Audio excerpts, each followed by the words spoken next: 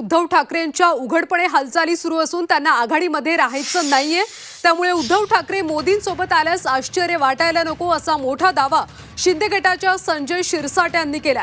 शिरसाट यांच्या दाव्याने आता राजकीय वर्तुळात एकच खळबळ उडाली।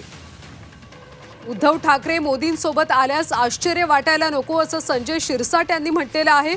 आघाडीमध्ये त्यांना राहायचं नाहीये, त्यांच्या हालचाली उघडपणे तशा पद्धतीने दिसतात असं शिरसाट यांनी म्हटलंय। या जरतरच्या भूमिका आहेत, त्याचा निर्णय एकनाथ शिंदे साहेब घेतील।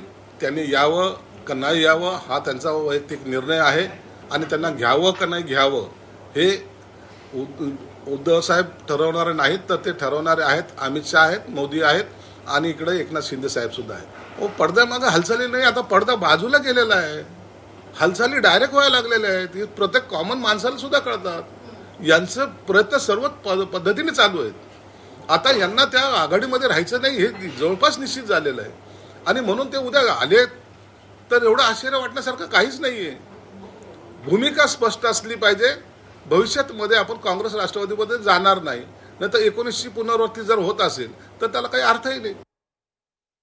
तर शिरसाट यांच्या दाव्यात किती तथ्य आहे हे आगामी काळात स्पष्ट होईल।